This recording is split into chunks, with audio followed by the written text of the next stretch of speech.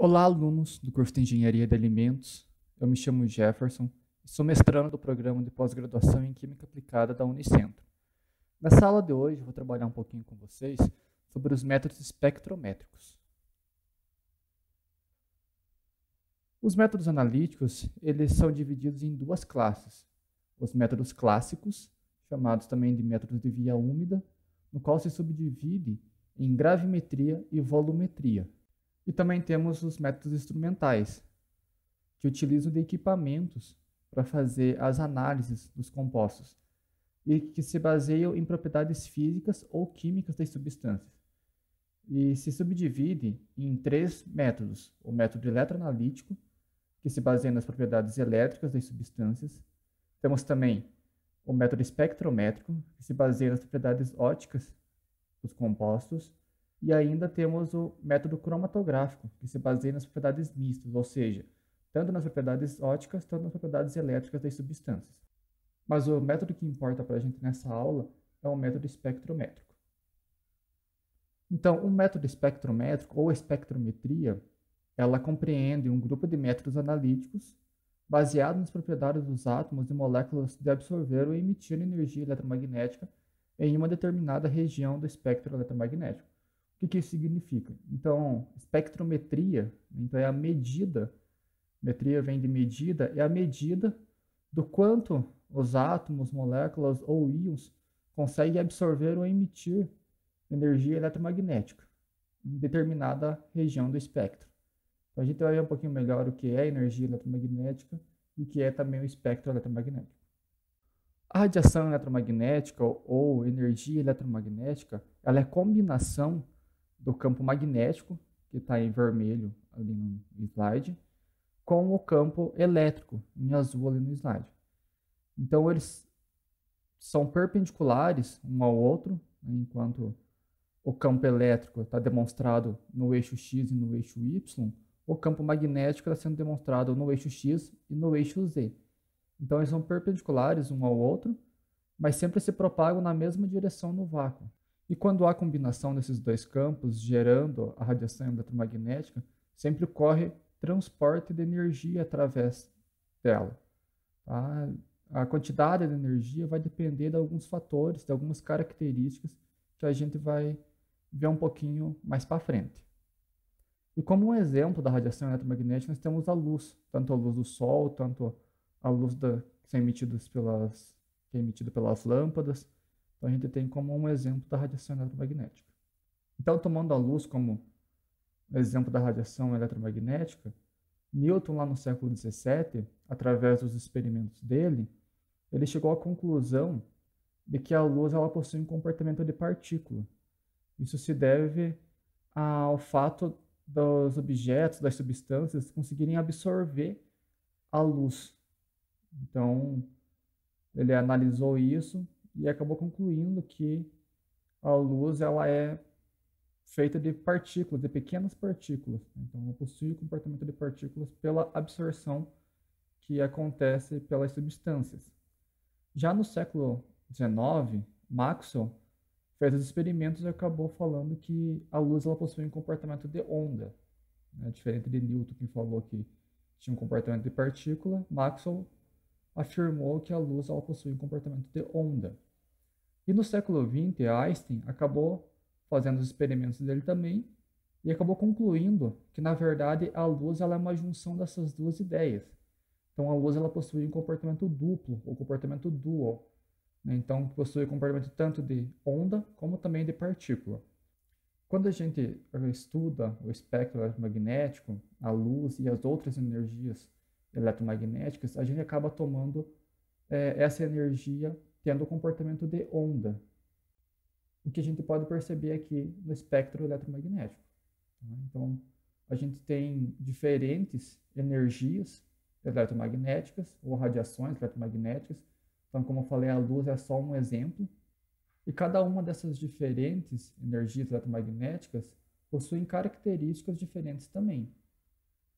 Isso vai depender, quando a gente toma a energia eletromagnética como onda, então a diferença de um tipo de energia para o outro se dá principalmente pelo comprimento de onda de cada um desses tipos de energia. O que seria o comprimento de onda? É a medida dos picos, de um pico até o outro pico da onda, ou também de um vale até o outro. Então, tanto na parte de cima, de um pico até o outro pico, ou na parte de baixo também, uma parte até a outra parte. Então, a distância entre uma onda e outra é o comprimento de onda. E tendo essa diferença no comprimento de onda, nos diferentes tipos de energia eletromagnética, a gente tem diferentes frequências também. Então, o que seria a frequência? A frequência é quantas vezes a onda ela se repete dentro de um segundo. Então, se a gente olhar aqui no começo do espectro magnético, do lado esquerdo, a gente percebe que as ondas elas são maiores, elas são bem grandes, com um comprimento de onda também maior. Aí, conforme a gente vai indo para a direita, esse comprimento de onda ele acaba diminuindo. Tá? E, consequentemente, a frequência aumentando. Então, quando eu tenho ondas grandes, a frequência é baixa. Quando eu tenho ondas curtas ou ondas pequenas, a distância, o comprimento de onda for pequena, a frequência delas vai ser maior. E isso também acaba influenciando na energia que essa onda eletromagnética vai carregar. Então, quando eu tenho um aumento de frequência e, consequentemente, a diminuição das ondas, a gente tem um aumento de energia também. Então, comprimento de onda menor tem um aumento de frequência e um aumento de energia também. Já quando eu tenho ondas mais longas, com comprimento de onda maior, a frequência com que ela se repete é menor, uma frequência baixa, e a energia dela também é baixa. Então, como exemplo de ondas com baixa frequência e com baixa energia também, nós temos as ondas de rádio, tanto AM, tanto FM, temos as ondas de TV, de celular, de GPS, enfim, uma infinidade de ondas com frequência mais baixas.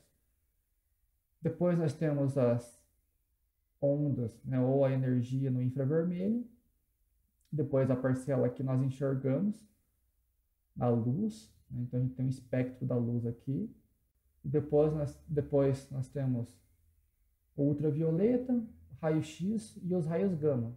Então, os raios gama são as ondas mais curtas e que têm a maior energia e a maior frequência. Tá? E as características diferentes de cada radiação eletromagnética, essas diferenças de comprimento de onda e de frequência e de energia também, é muito útil em sua aplicação no dia a dia. Então, os raios gama, como energia nuclear, tem seu uso na medicina. Já os raios X é bem popular nos hospitais, para fazer os diagnósticos por imagens. Temos a energia no ultravioleta, usado para higienização. Então, a parcela visível aos nossos olhos é usada na iluminação, nas lâmpadas. A energia no infravermelho é usada para aquecimento. A energia no micro-ondas ela é usada para cozimento e também para aquecimento, nos aparelhos micro-ondas que a gente tem nas nossas casas. E a radiofrequência, que é utilizada na comunicação, como eu falei no slide anterior, tanto em TV, rádio e celulares. Então, falando mais uma vez das características das ondas, então nós temos como sendo comprimento de onda a distância entre os mínimos ou os máximos de cada onda. Então, de um ponto máximo até o outro ponto máximo, a gente tem o comprimento de onda, e tem como símbolo o lambda, que parece esse Y de ponta cabeça, que se chama lambda. Então, ele significa comprimento de onda. A frequência das ondas, então, é quantas vezes essa onda vai se repetir dentro de um segundo.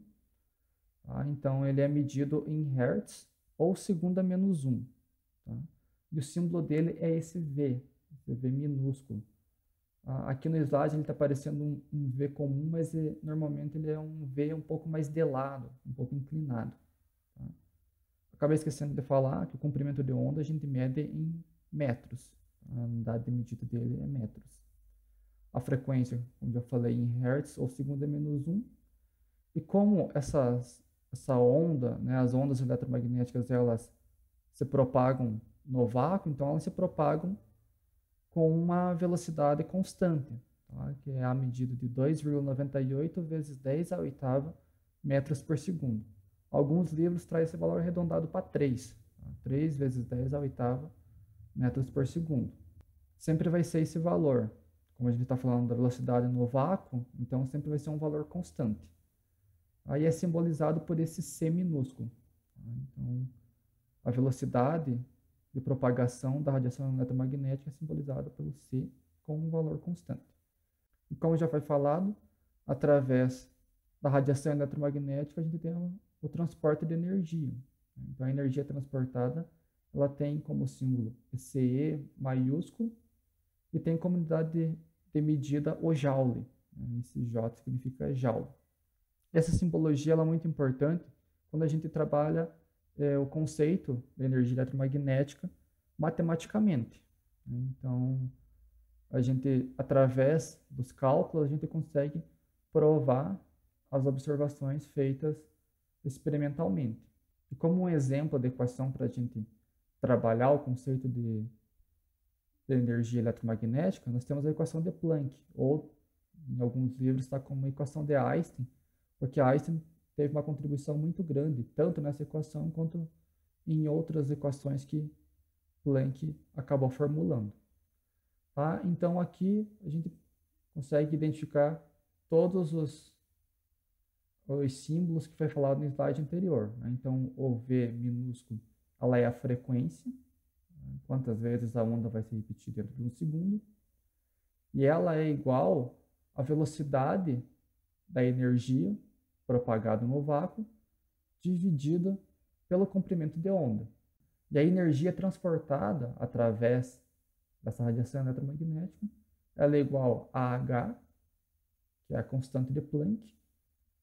Então, como o nome diz, é uma constante, então sempre vai ser esse valor de 6,63 vezes 10 a menos 34 joules vezes segundo.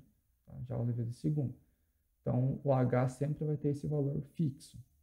Que esse valor foi atribuído para fazer algumas correções na equação. Tá? Então, a energia ela sempre vai ser igual a H, a constante de Planck, vezes a frequência. Tá? E juntando essas duas equações, nós temos que a energia é igual a constante de Planck vezes velocidade da radiação eletromagnética no vácuo dividido pelo comprimento de onda.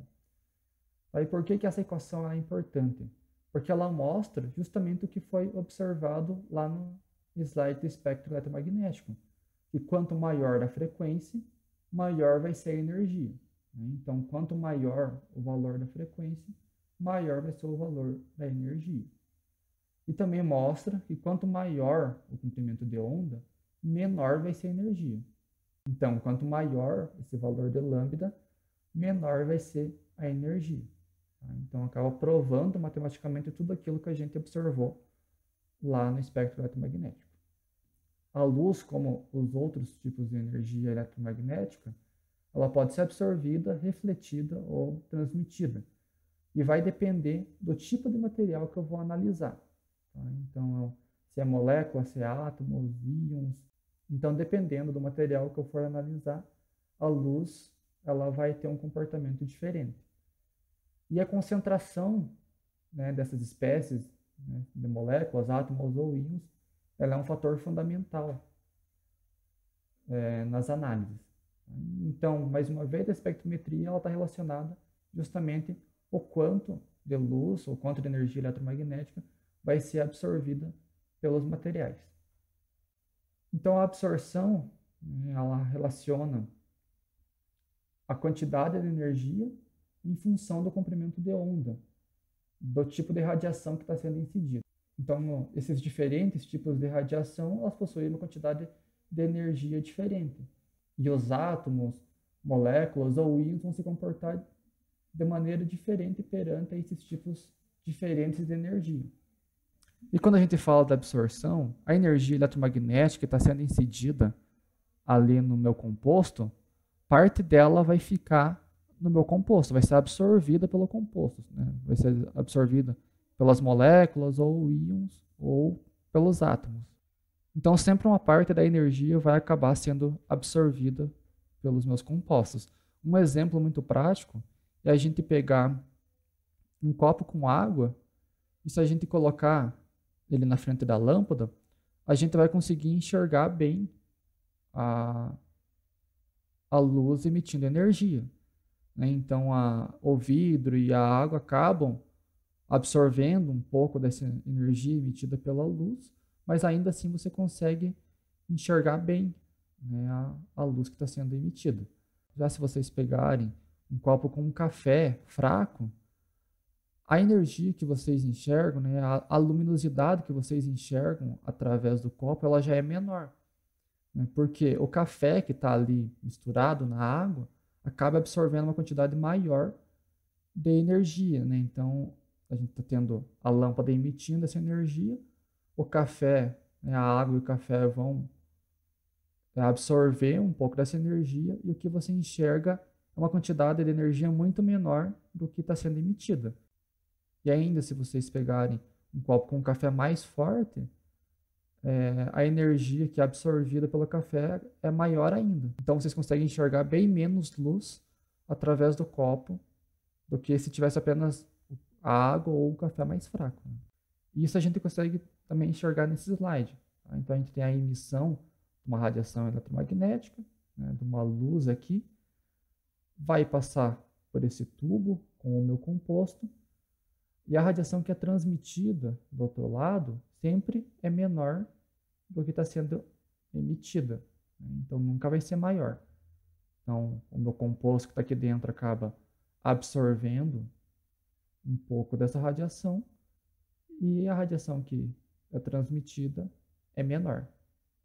E como eu havia falado já, a concentração do composto que está sendo analisado é um fator muito importante. Tá? Porque quanto mais concentrado, quanto mais átomos, mais íons ou mais moléculas eu tiver na minha substância, mais eles vão absorver. Então, quanto mais átomos eu tiver aqui, mais eles vão absorver essa luz e menor vai ser a quantidade de luz que vai sobrar a ser transmitida aqui do outro lado. E a espectrometria ela é muito importante porque como cada átomo ele absorve e emite diferentes tipos de radiações eletromagnéticas, se a gente conseguir identificar qual o comprimento de onda esse átomo está absorvendo ou emitindo, a gente consegue identificar qual o átomo que está ali no meu composto ou no que eu quero observar, no que eu quero analisar. E isso é muito importante porque os pesquisadores que analisam, né, o sistema solar ou o espaço, do modo geral, eles, através das medidas que eles fazem com os equipamentos, do comprimento de onda que os objetos no espaço estão emitindo, eles conseguem identificar, né, esse comprimento de onda e, através do comprimento de onda, eles conseguem identificar quais elementos, né, quais átomos fazem parte daquele comprimento de onda, daquele objeto. Então, a partir das medidas de comprimento de onda que são emitidos pelos objetos, os pesquisadores conseguem identificar quais átomos que fazem parte, né, que compõem aquele objeto, e, consequentemente, eles conseguem identificar a cor daquele objeto. Então, a gente vê aquelas fotos do espaço, não é que eles mandam uma câmera lá e tiram uma foto do espaço. Não, né? Então, eles fazem a medida do comprimento de onda primeiro, identificam os componentes, os átomos que fazem parte daquele objeto, para assim conseguir identificar a cor. E na química analítica, a gente tem vários equipamentos que fazem análise de compostos, usando diferentes tipos de radiação eletromagnética. Tá? Então, temos os aparelhos que fazem as medidas no ultravioleta e no visível. Temos aparelhos de infravermelho, temos de Raman, que também é um tipo diferente de infravermelho. Temos de fluorescência, de raio-x, de plasma, absorção e emissão atômica, absorção e emissão molecular, ressonância magnética nuclear, o RMN, e espectrometria de massa. Tá? Então, cada um desses equipamentos utiliza diferentes tipos de radiação eletromagnética para se analisar os compostos em laboratório, e também não só nos laboratórios de pesquisa, nas universidades. Tá? A gente tem em uso também alguns desses equipamentos para controle de qualidade nas indústrias de medicamentos, de alimentos e para uma infinidade de outras coisas. Então, com isso, finalizamos a nossa aula de hoje. Tá? Aqui são duas referências que eu utilizei para fazer os slides. Os dois livros do Skug, o Fundamentos de Química Analítica e o Princípios de Análise Instrumental. Agradeço a atenção de vocês por terem assistido essa aula. Deixo aqui os meus contatos, caso vocês precisem de ajuda com o conteúdo de Química Analítica ou com conteúdo de outras disciplinas vinculadas à Química. Tá? Então, vocês podem estar entrando em contato comigo pelo e-mail, ou vocês podem também estar me procurando no Laboratório de Nanotecnologia Farmacêutica, ali no CDTEG. Então é isso, muito obrigado e até uma próxima.